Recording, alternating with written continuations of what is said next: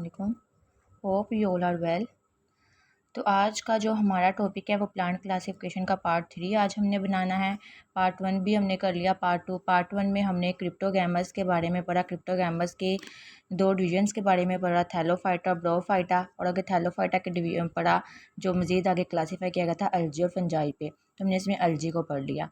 तो आज हम पढ़ेंगे एक टीडोफाइटा क्रिप्टोगैमस की नेक्स्ट डिवीजन को, और दूसरा हम फ्नेरोगैमस के बारे में देखेंगे कि फ्नेरोगैमस क्या होता है, उसको मज़ीद किस में डिवाइड किया जाता है। ठीक है, तो हम अब स्टार्ट करते हैं टीडोफाइटा से। अब हम स्टार्ट करेंगे टीडोफाइटा से।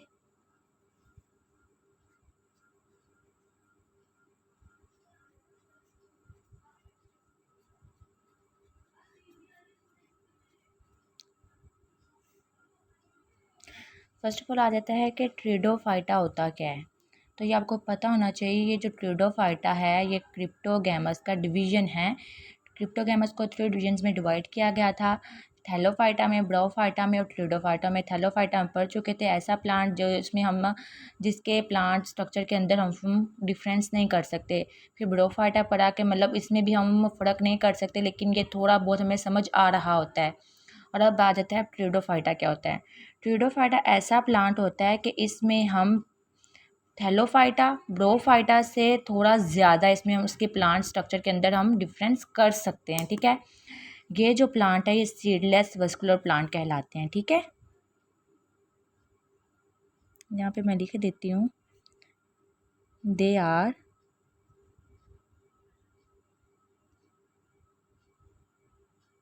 Are seedless vascular plants.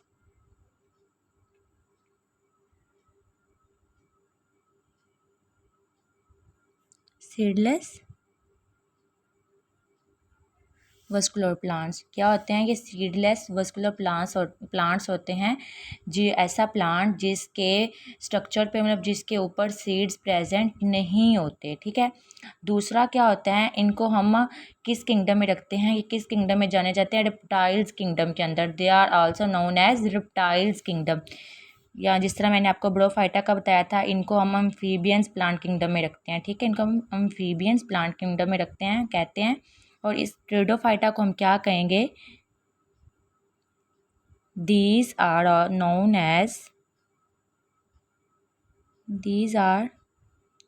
as reptiles kingdom।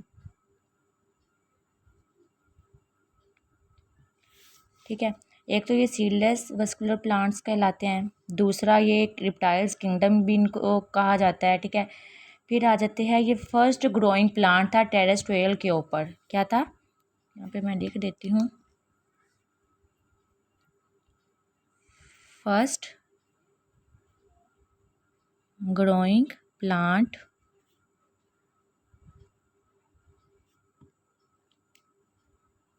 On terrestrial. ठीक है, इसमें जाइलम और फ्लोएम प्रेजेंट होता है, जबकि थैलोफाइटा में, ब्रोफाइटा में, अल्जी में क्या था? जो जाइलम था, फ्लोएम था, वेस्कुलर टिश्यूज क्या थे? एब्सेंट थे। लेकिन इसमें क्या होगा? जाइलम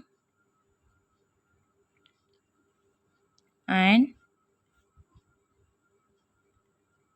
फ्लोएम क्या होंगे? प्रेजेंट होंगे इसके अंदर। ठीक है, प्रेजेंट होंगे। और अब ये देखते हैं ये कहाँ पे पाया जाता है, ये प्रेजेंट कहाँ पे होता है, ये फाउंड देखते हैं ये कहाँ पे फाउंड किया जाता है।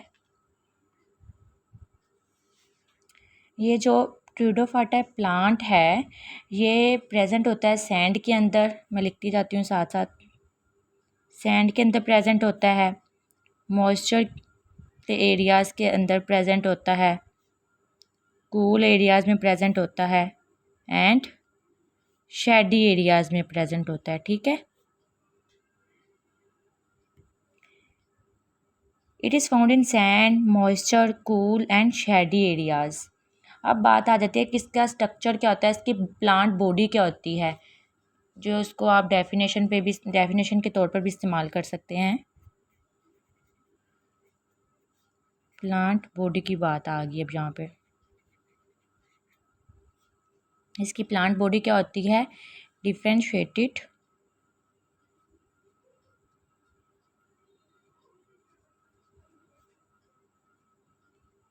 into true stem, leaves and roots. जिस तरह हमने पीछे फाइटा में पढ़ा कि इनके पास फॉल्स रूट्स होती हैं, फॉल्स स्टेम्स होती हैं, बट इन ट्रिडोफाइटा में क्या होती है, इनके पास ट्रू स्टेम होती है, लीव्स भी होते हैं और रूट्स भी होते हैं। इसमें हम डिफ्रेंशिएट कर सकते हैं कि हम किसी भी प्लांट को अगर देखते हैं तो हम बता सकते हैं कि ये इसकी स्टेम है, ये इसका लीव है और ये इसकी रूट है। ठीक है, अब आ जाती है कि इसका लीफ कैसा होता है, ट्रिडोफाइटा का लीफ कैसा होता है।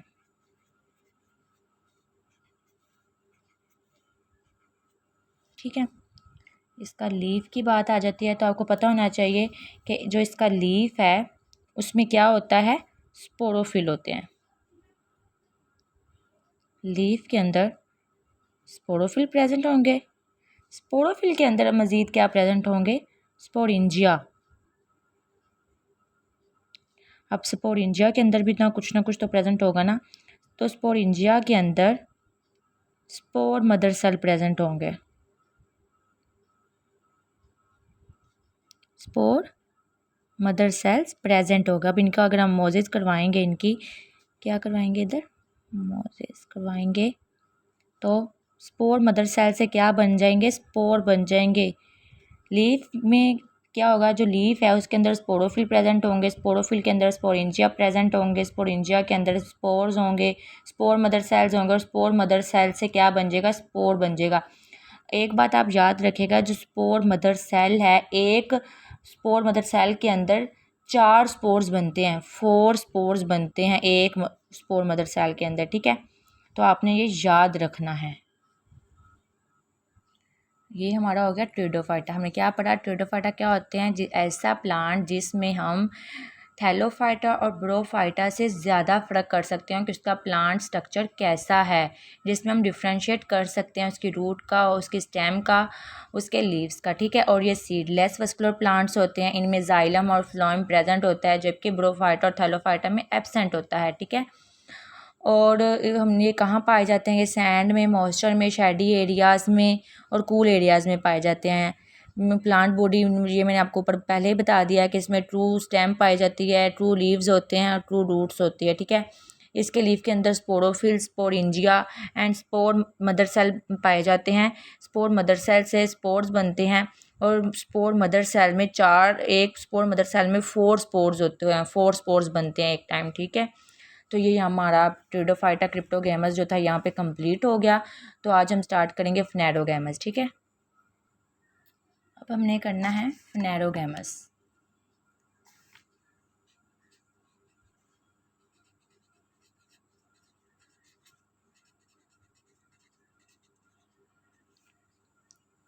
मैंने आपको प्लांट क्लासिफिकेशन के स्टार्टिंग के दोनों वीडियोस में पार्ट 1 पार्ट 2 में ऑलरेडी बता चुकी हूँ फनेरोगैमस के बारे में। क्रिप्टोगैमस और फनेरोगैमस में थोड़ा बहुत डिफरेंस भी बता चुकी हूँ। ठीक है, तो आपको पता होना चाहिए कि फनेरोगैमस क्या होता है, बट फिर भी मैं आपको यहाँ पे बता देती हूँ। ऐसा प्लांट्स जिनके पास सीड्स भी प्रेजेंट हो और फ्रूट्स भी, फ्लावर्स भी प्रेजेंट हो, जबकि क्रिप्टोगैमस में हमने देखा था कि वो सीडलेस होते हैं और फ्लावरलेस होते हैं, बट फनेरोगैमस में क्या होता है, सीड्स प्रेजेंट्स होते हैं। ठीक है, तो ये सीड्स ब्रीडिंग प्लांट कहलाता है। ठीक है, जिनमें सीड्स पाए जाते हैं और इनमें फ्लावर्स भी क्या होते हैं, प्रेजेंट होते हैं। ठीक है, इनमें सीड्स और फ्लावर्स प्रेजेंट होते हैं, तो हम इनको एक और प्लांट का नाम दे देते हैं। Phanerogams are also known as seed producing plant. Seed producing ऐसा प्लांट जो सीड्स को प्रोड्यूस करता है एक प्लांट के अंदर, also known as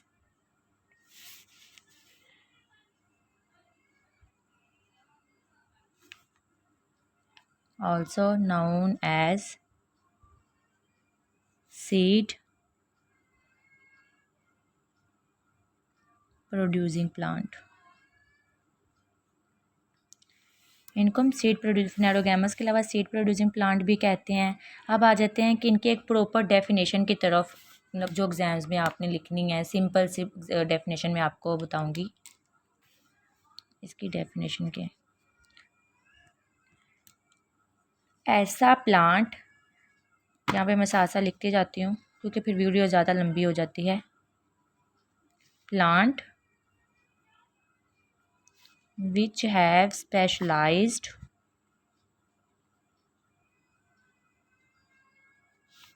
which has specialized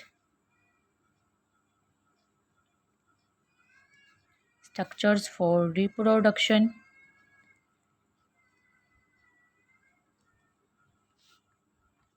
and produce seeds are called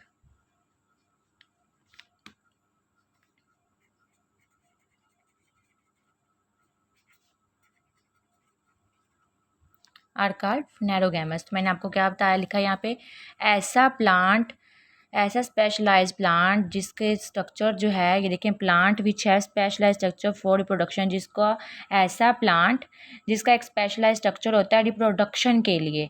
मतलब प्लांट जिस तरह हमने पीछे भी रिप्रोडक्शन पढ़ी, ब्रोफाइटा में कौन कौन सी रिप्रोडक्शन होती है, थैलोफाइटा में, इस तरह अब फ्नेरोगैमस की बात आ गई है कि इसमें जो रिप्रोडक्शन होगी इसमें स्पेशलाइज स्ट्रक्चर प्रेजेंट होता है, ठीक है। और ये क्या प्रोड्यूस करता है, सीड्स प्रोड्यूस करता है। तो हमें इसके स्ट्रक्चर्स के बारे में पता होता है कि ये इसका स्ट्रक्चर कैसा है, जिसके स्ट्रक्चर के बारे में हमें समझ आ रही होती है, जो सीड्स को प्रोड्यूस करता है, जो रिप्रोडक्शन के लिए जो उसका स्ट्रक्चर वो स्पेशलाइज्ड होता है, उसको हम फ्नेरोगैमस का नाम दे देते हैं या फ्नेरोगैम भी कह सकते हैं, ठीक है। अब आ जाते हैं हम नेक्स्ट करैक्टर की तरफ। इसके ये फर्स्ट लार्जेस्ट, ये it is the largest king सब किंगडम, ठीक है, ये लार्जेस्ट सब किंगडम होता है। It is the largest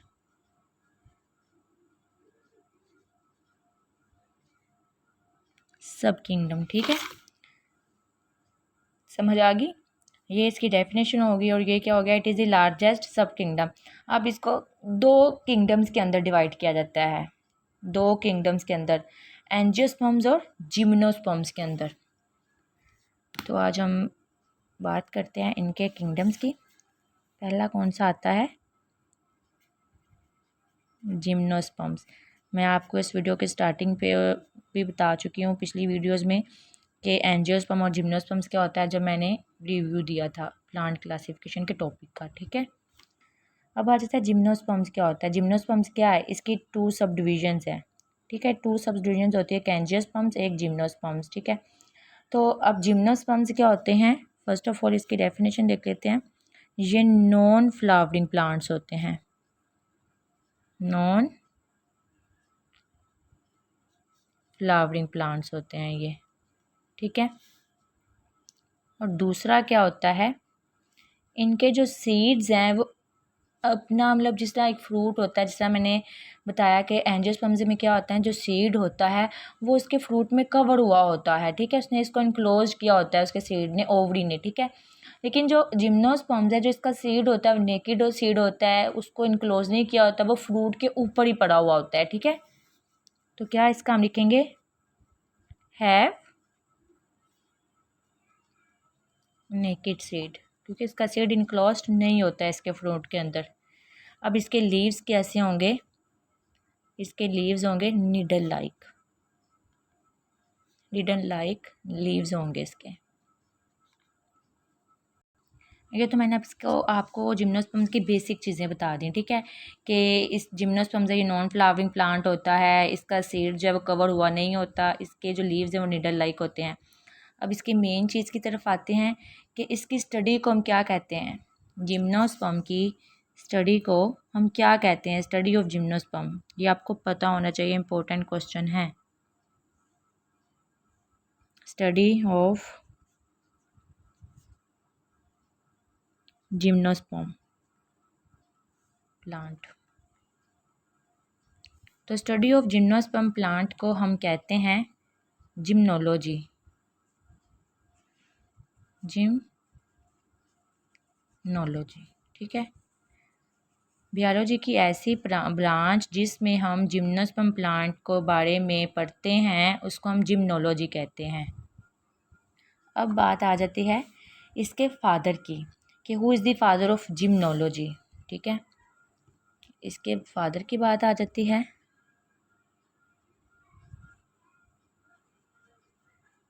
father of जिम्नोलॉजी, तो आपको पता होना चाहिए कि इसके जो फादर थे जिम्नोलॉजी उसका क्या नेम है, चैम्ब्रिलियन।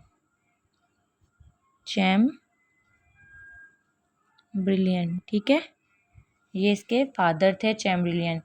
लेकिन इसके एक और फादर थे, इंडियन फादर भी आ सकता है कि आप इसके फादर का नाम बताएं और इसके इंडियन फादर का भी नाम बताएं। ठीक है, इंडियन फादर ऑफ जिम्नोलॉजी, तो आपको पता होना चाहिए कि उसका क्या नेम था। उसका नेम था P.D. डोगरा। ठीक है, अब ये इसके फादर का पता चल गया हमको कि who is the father of gymnology. एक थे चैम्ब्रिलियन, जो इसके इंडियन फादर थे उसका नेम था P.D. डोगरा। अब इसकी मेन चीज़ की तरफ आ जाते हैं, इसके करैक्टर्स की तरफ आ जाते हैं। अब हम बात करते हैं जिम्नोलॉजी के करैक्टर्स की।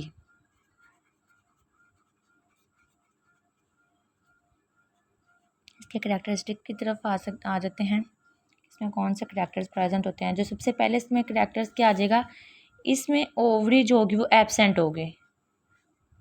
Ovary is absent in gymnosperms. ठीक है, ओवरी एब्सेंट होगी। ओवरी तो आपको पता होना चाहिए प्लांट में ओवरी का क्या होती है, क्योंकि ये बहुत अहम है। ओवरी क्या होती है, फीमेल फ्लावर का वो पार्ट जहाँ से फ्रूट बनता है। फीमेल जो फ्लावर होता है उसका वो पार्ट होता है जहाँ से फ्रूट बनता है। जैसे मैंने आपको लीफ में बताया था कि जो एक लीफ होता है प्लांट का उसमें ओवरी क्या होती है, प्रेजेंट होती है। ठीक है, तो फीमेल फ्लावर का वो पार्ट जहाँ से फ्रूट बनता है वो इसमें एब्सेंट होगा, जिसको हम ओवरी का नाम देते हैं। ठीक है, दूसरा हम क्या कहेंगे, एक तो इसमें ओवरी एब्सेंट होगी, दूसरा हम इसको किस चीज़ का नाम दे देंगे, क्या इसका करैक्टर होगा, ये फ्रूटलेस प्लांट होगा। फ्रूटलेस प्लांट होगा। अब तो आपको समझ आ गई होगी क्योंकि ये फ्रूटलेस प्लांट क्यों होगा, क्योंकि इसमें ओवरी एब्सेंट है। ओवरी जब एक प्लांट के अंदर नहीं होगी तो उसमें फ्रूट कैसे बन सकता है, क्योंकि फीमेल फ्लावर में जो ओवरी पाई जाती है उसी से तो फ्रूट बनता है। तो इसलिए जब ओवरी इसमें एब्सेंट होगी तो इसमें फ्रूट नहीं बनेगा, तो उसे हम क्या कह देंगे, ये फ्रूटलेस प्लांट है। तो नेक्स्ट इसमें एक और चीज़ है, इसमें ओव्यूल जो है वो प्रेजेंट होता है। ओवरी और जो ओव्यूल है, ये जो दोनों हैं, ओवरी और ओव्यूल, ये फीमेल फ्लावर के दोनों पार्ट्स हैं। फीमेल फ्लावर के दोनों पार्ट्स हैं क्या, ओवरी और ओव्यूल। जो ओवरी है इससे क्या बनेगा, फ्रूट बनेगा। जो ओव्यूल है इससे क्या बनेगा, सीड्स बनेगा। बट जिम्नोस्पर्म से ओवरी तो प्रेजेंट होगी, ओवरी तो सॉरी एब्सेंट होगी, बट जो ओव्यूल है वो प्रेजेंट होगा। ओवरी मतलब फ्रूटलेस प्लांट, इसमें फ्रूट नहीं बनेगा।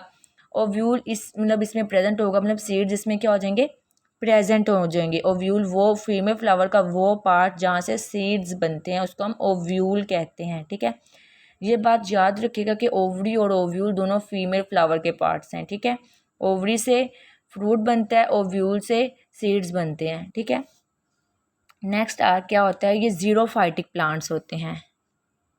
ये जीरोफाइटिक प्लांट्स होते हैं। जीरोफाइटिक प्लांट्स किसको कहते हैं, ऐसे प्लांट्स जो कम पानी में भी ग्रो हो जाते हैं, जो कम पानी में ग्रो कर जो हम क्या कहते हैं, जीरोफाइटिक प्लांट्स। मैं आपको साथ साथ हर वर्ड का मतलब भी बता रही हूँ तो आपको अब समझ आ जानी चाहिए। Some plants grow in less water, इसमें कुछ ऐसे प्लांट्स होते हैं जो कम पानी में भी ग्रो कर जाते हैं। ठीक है, नेक्स्ट क्या आ जाते हैं, ये एवरग्रीन प्लांट्स होते हैं, सदाबहार, ये सरसब्ज रहते हैं। ठीक है, एवरग्रीन प्लांट्स भी का नाम भी इनको दिया जाता है। और ये क्या होते हैं, वुडी प्लांट्स होते हैं, इनसे हमें लकड़ियाँ मिलती हैं, ये हमें लकड़ियाँ प्रोवाइड करते हैं, वुड प्रोवाइड करते हैं, तो हम इनको वुडी प्लांट्स भी कह सकते हैं। ठीक है, अब इसमें एक बहुत इम्पोर्टेंट क्वेश्चन है, इसमें एक और चीज़ मैं आपको बताती जाऊँ, ये पेरिनियल्स प्लांट भी होते हैं। पेरिनियल्स ऐसा प्लांट मतलब जो बहुत सालों तक ग्रो करते हैं, जो कई सालों तक ग्रो करें, उसे हम कहते हैं पेरिनियल प्लांट्स। ठीक है, अब मैं बात करती हूँ इसमें एक इम्पोर्टेंट क्वेश्चन की, इसमें एक इम्पोर्टेंट क्वेश्चन है, इस प्लांट को हम एंजियोस्पर्म और ट्रिडोफाइटा के सीड का कनेक्टिव लिंक भी कहा जाता है। इस प्लांट को क्या कहा जाता है, यहाँ पे मैं मार्क कर देती हूँ,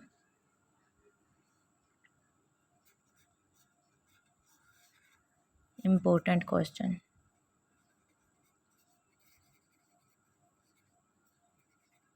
ठीक है, इम्पोर्टेंट क्वेश्चन क्या है कि जो ये प्लांट है ये ट्रिडोफाइटा का और किसका,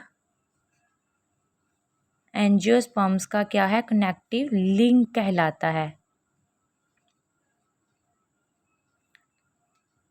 यहाँ पे क्या कहलाएगा, ये दोनों का कनेक्टिव लिंक। अब आप सोच रहे हो कि ये कनेक्टिव लिंक क्या कहलाता है। कनेक्टिव लिंक कहते हैं एक ऐसा ऑर्गेनिज्म जिसमें दो अलग अलग किंगडम के करैक्टर एक साथ आते हैं, मतलब इसका करैक्टर कुछ और है, इसका करैक्टर कुछ और है, इसका काम कुछ और है और इसका काम कुछ और है, बट फिर भी ये एक ही किंगडम में आए हुए हैं, उसको हम क्या कहते हैं, कनेक्टिव लिंक। तो ये आपको पता होना चाहिए कि जिम्नोस्पर्म्स में ट्रिडोफाइटा और जो एंजियोस्पर्म्स है इसको हम कनेक्टिव लिंक कहा जाता है, लिंक कहते हैं इनके सीड्स को। ठीक है, नेक्स्ट हम बात करते हैं, नेक्स्ट हमने बात करनी है कि इसमें लार्जेस्ट जिम्नोस्पर्म कौन सा होता है और स्मॉलेस्ट जिम्नोस्पर्म्स कौन सा होता है। वीडियो काफ़ी लंबी होती जा रही है तो हम इसको शॉर्ट करने की कोशिश करते हैं।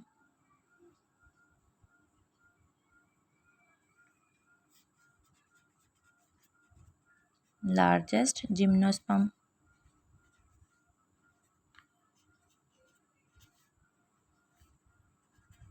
और स्मॉलेस्ट जिम्नोस्पर्म कौन सा होता है। ठीक है, जो लार्जेस्ट जिम्नोस्पर्म है उसको हम रेड वुड कहते हैं, क्या कहते हैं, रेड वुड कहते हैं, और जो स्मॉलेस्ट है उसको हम कहते हैं ज़ीमिया। इसको एक और नाम दिया जाता है, एक तो इसको ज़ीमिया कहा जाता है और एक कहा जाता है एंजियोर।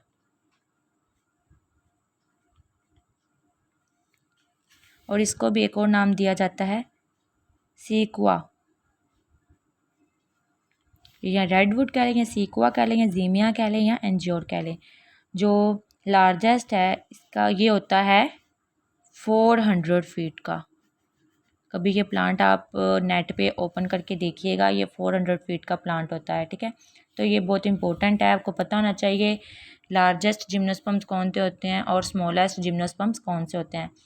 तो हम यहीं पे टॉपिक को कंप्लीट करते हैं। एक और बात, इसमें एक टर्म आती है माइकोराइज़ा की, मेन पॉइंट है माइकोराइज़ा का एक वर्ड आता है। माइकोराइज़ा क्या होता है, इसमें ये ऐसा माइकोराइज़ा कहते हैं एक ऐसा प्लांट, ये फंजाई और जिम्नोस्पर्म का सिम्बायोटिक रिलेशन होता है जिसको हम क्या कहते हैं, माइकोराइज़ा।